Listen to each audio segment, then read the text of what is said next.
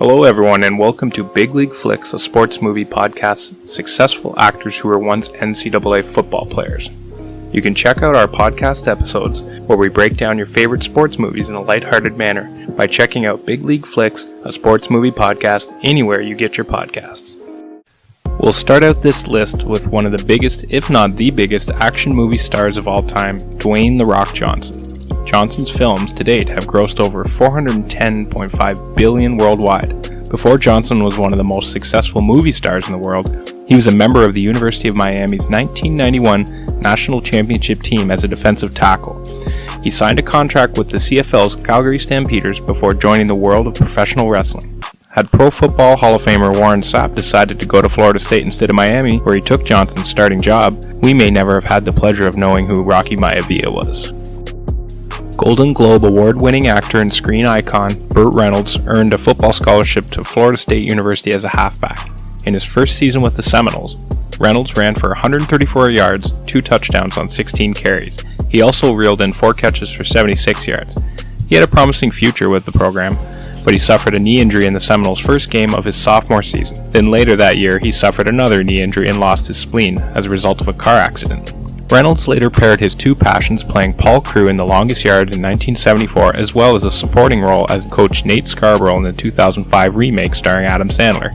I think all in all it's safe to say that Reynolds made out like a bandit.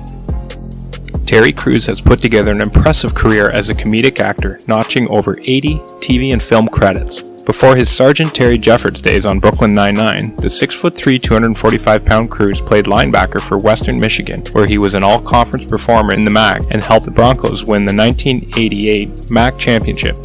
He had 138 tackles and 7 sacks in college and earned Western Michigan All-Century Team accolades. Crews was then drafted in the 11th round of the 1991 NFL Draft and played for the Los Angeles Rams, San Diego Chargers, and Washington Redskins.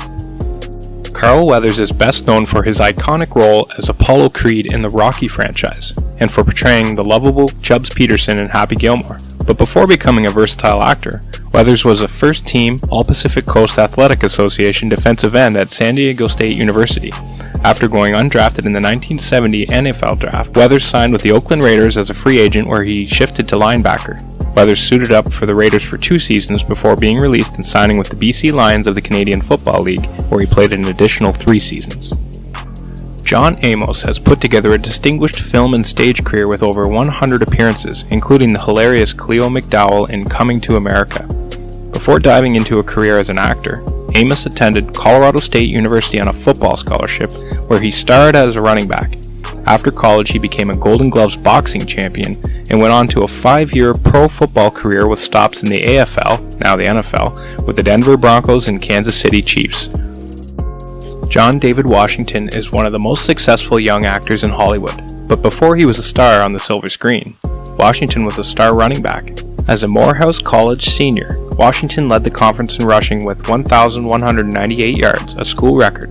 After going undrafted in the 2006 NFL Draft, Washington was signed by the St. Louis Rams on May 1, 2006 as an undrafted free agent.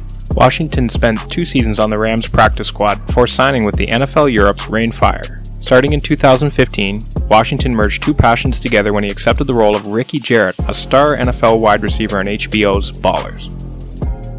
Award-winning actor Mark Harmon is best known for his role as Leroy Jethro Gibbs on NCIS, but before appearing in over 70 film and TV projects, Harmon was a star quarterback for the UCLA Bruins during his junior and senior seasons.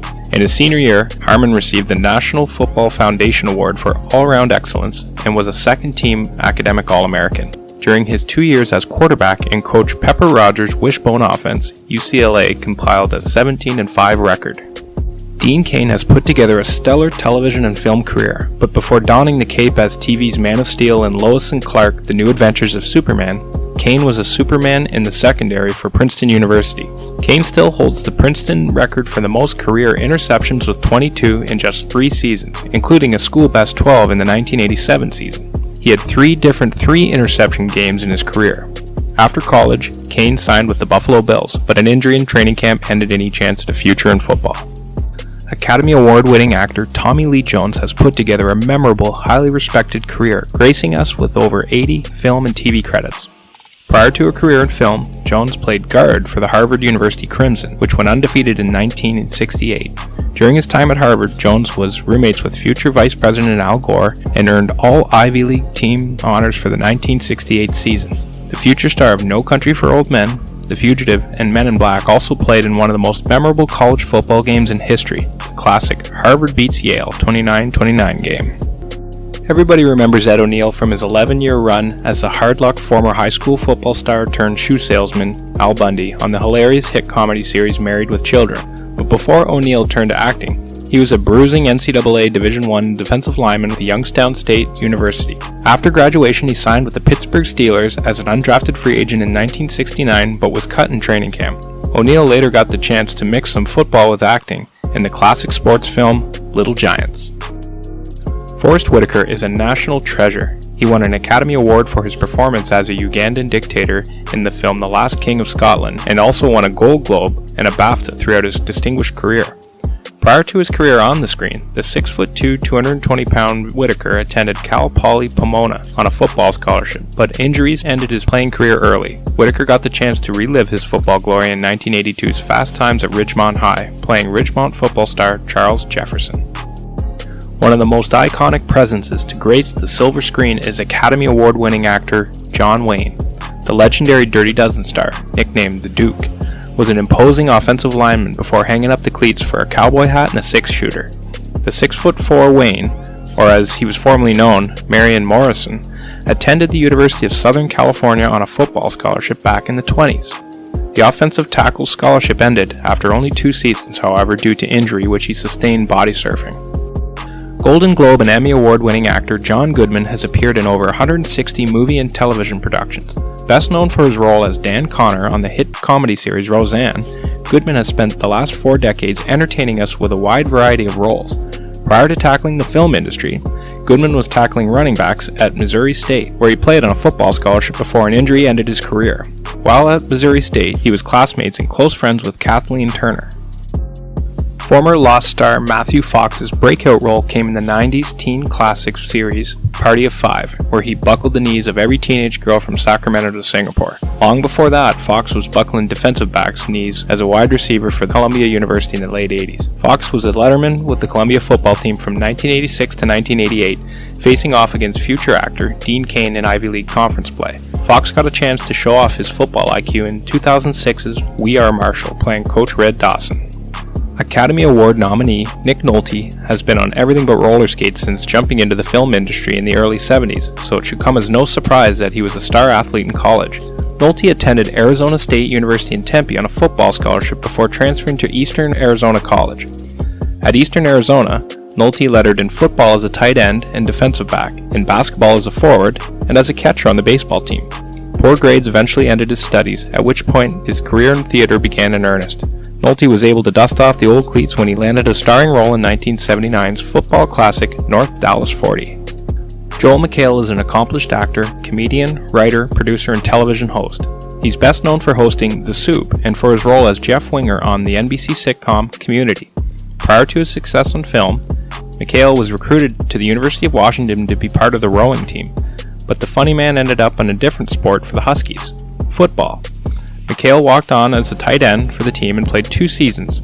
Although he never actually made it into a game, McHale left with the Rose Bowl ring after Washington defeated Michigan in the 1992 game.